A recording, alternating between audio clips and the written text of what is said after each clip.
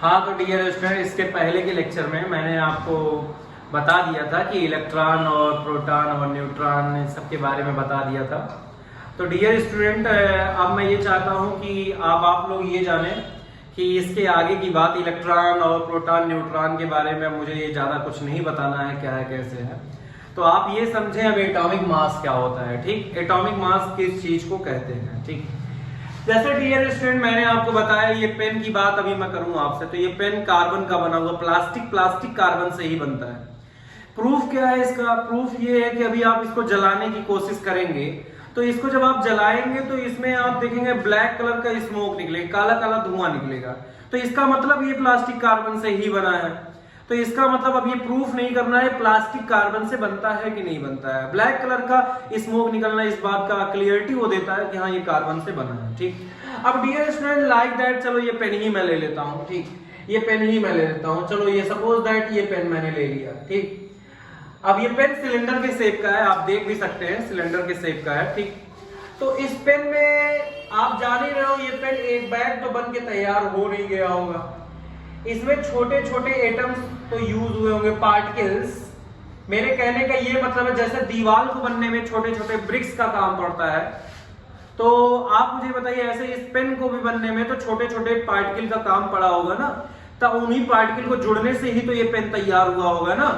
तो ये वही सारे पार्टिकल हैं जिनके जरिए ये पेन बन के तैयार हुआ है। ठीक, चलो ठीक है, कुछ देर के लिए मैं इनको सपोज कर लेता हूं कि चलो ये बहुत छोटे छोटे पार्टिकल हैं। कुछ देर के लिए मैं सपोज कर लेता हूं, चलो यही एटम है समझने के लिए, चलो ये एटम। ठीक, तो जैसा कि मैं पहले भी बता चुका हूं एटम क्या होता है। एटम मतलब होता है कि किसी भी मटेरियल या बॉडी का स्मॉलेस्ट पार्टिकल, सबसे छोटा पार्टिकल। सबसे छोटा जो पार्टिकल होता है उसी को एटम बोलते हैं। अब सपोज के लिए मैंने इसको एटम मान लिया। अब ये तो एटम देखा जाए तो उससे भी छोटा होता है। एटम को माइक्रोस्कोप लेवल तक ही देखा जाता है, माइक्रोस्कोप से देखा जा सकता है। नॉर्मली तौर पे देखा जाए तो इस पेन के आप इतने छोटे हिस्से कर दीजिए, इतने छोटे हिस्से कर दीजिए, जितना सबसे छोटा हिस्सा हो जाएगा, जितना आपकी औकात है, जितना आप कर सकते हो, एटम उससे भी छोटा होता है। तो रियलिटी तो ये है, मैंने वहां पे बताया था कि एटम जो होता है ना, रियलिटी जैसे मैंने आपसे बताया था, आप बोर्ड पे लिखते हो चाक से, तो जब चाक से लिखते हो बोर्ड पे तो जो डस्ट उड़ता है, जो डस्ट आपने देखा है कभी बोर्ड से उड़ता है, जो नीचे गिरता है, क्या आप उसको हाथ से तोड़ के गिराते हो कि वो अपने बनता है? तो जब वो अपने ही बनता है उसको हाथ से तो हम नाखून से तोड़ के तो बनाते नहीं है। तो वो जो उड़ता है वही समझ लो कि लगभग वही साइज होती है एटम की।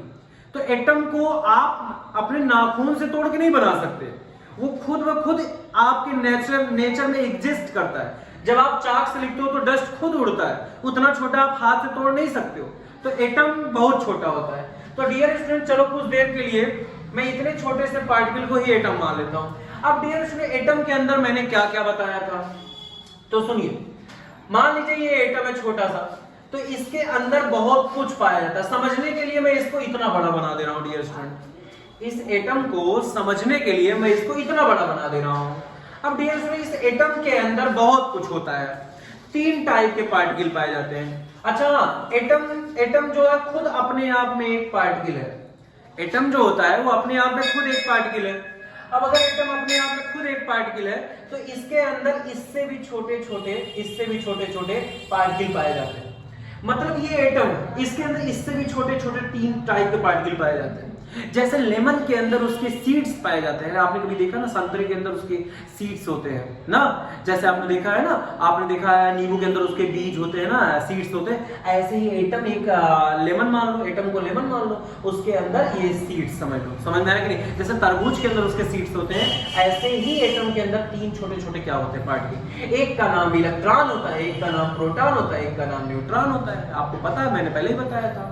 अच्छा, मैंने इसके पहले के लेक्चर में देखा होगा, बताया था कि प्रोटॉन और न्यूट्रॉन ये 2 पार्टिकल ऐसे होते हैं जिनका वेट काफी ज्यादा होता है। ये लोग दौड़ नहीं सकते, जबकि इलेक्ट्रॉन काफी हल्का होता है। तो एटम के अंदर डियर स्टूडेंट प्रोटॉन पाया जाता है, और क्या पाया जाता है? न्यूट्रॉन पाया जाता है। तो प्रोटॉन और न्यूट्रॉन जिस हिस्से में पाए जाते हैं उस हिस्से को हम लोग न्यूक्लियस के नाम से जानते हैं। प्रोटॉन और न्यूट्रॉन जिस हिस्से में पाए जाते हैं उस हिस्से को हम लोग न्यूक्लियस के नाम से जानते हैं। अब बाकी हिस्से में इलेक्ट्रॉन, रहता है, क्या करता है, क्या नहीं करता है, इसकी प्रूफिंग मैं बताऊंगा। अच्छा, ये मैं बाद के लेक्चर में बताऊंगा। इसके बाद वाले लेक्चर में आखिरकार प्रोटॉन और न्यूट्रॉन बीच में पाए जाते हैं या उनकी लोकेशन कहीं और होती है। जैसे आप घर में रहते हो, अब घर में कहां रहते हो कौन जानता है, तो उसकी भी तो एक लोकेशन होगी। ऐसे प्रोटॉन और न्यूट्रॉन एटम के अंदर कहां पाए जाते हैं, उसकी लोकेशन क्या होती है, मैं नेक्स्ट लेक्चर में बताऊंगा। ऐसे इलेक्ट्रॉन चारों तरफ रिवॉल्व करता है, ये मैं नेक्स्ट लेक्चर में बताऊंगा। लेकिन अभी के लिए आप ये जान लीजिए, एटम के अंदर प्रोटॉन और न्यूट्रॉन पाए जाते हैं और उस हिस्से को बोलते हैं न्यूक्लियस। समझ में आया?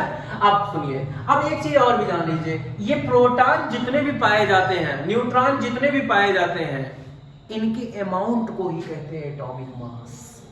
यानी अगर आपसे कोई पूछे एटॉमिक मास क्या होता है, तो उसको बताओ एटॉमिक मास का मतलब होता है number of proton plus number of neutron, number of neutron. ठीक, समझ रहे हैं ना मेरी बात को? Number of proton plus number of neutron is equal to atomic mass. अच्छा, अब एक चीज और भी सुनिए, अब ये कोई अगर मुझसे पूछे कि प्रोटॉन कितने होते हैं, न्यूट्रॉन कितने होते हैं, तो इसके पहले वाले लेक्चर में आप गौर से देखिए, मैंने वहां प्रूफ किया है एटम के अंदर से जब प्रोटॉन निकलते हैं तो वो माइक्रोस्कोप, जब आप जैसे मैं अपनी आंखों में चश्मा लगाया हूं, ऐसे आप अपने आंखों में माइक्रोस्कोप जब लगाएंगे तो वहां से आपको एटम के अंदर से प्रोटॉन निकलता हुआ दिखाई देगा, न्यूट्रॉन निकलता हुआ दिखाई देगा। तो जब निकलेगा तो उसी समय गिन लो कितने निकल रहे हैं। तो ग्लास ट्यूब वाला एक्सपेरिमेंट मैंने इसके पहले के लेक्चर में बताया है, तो कहिए तो मैं उसको भेज दूंगा।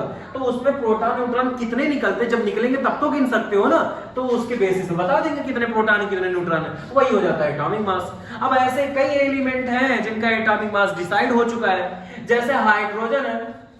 आपने हाइड्रोजन गैस देखा है, तो क्या गैस में पार्टिकल नहीं होते? गैस में भी तो पार्टिकल होते हैं, गैस में भी तो एटम होते हैं। तो ऐसा देखा गया कि हाइड्रोजन गैस का जो एटम होता है, उसके अंदर जब निकाला गया तो एक प्रोटॉन निकला, न्यूट्रॉन निकला ही नहीं। तो हाइड्रोजन गैस में एक प्रोटॉन होता है और न्यूट्रॉन 0 होता है। तो अगर मैं आपसे पूछूं हाइड्रोजन का एटॉमिक मास बता दीजिए, तो प्रोटॉन न्यूट्रॉन ऐड कर दो, जोड़ दो, यानी 1 + 0 मतलब 1, यानी हाइड्रोजन का एटॉमिक मास 1 माना जाता है, याद रखना। ऐसे हीलियम में देखा गया, हीलियम भी गैस ही होती है, उसमें 2 प्रोटॉन होते हैं, 2 न्यूट्रॉन होते हैं, तो इसका एटॉमिक मास 4 माना जाता है। ऐसे सोडियम की मैं बात करूं तो सोडियम में 11 प्रोटॉन होते हैं, 11 न्यूट्रॉन नहीं 12 न्यूट्रॉन होते हैं।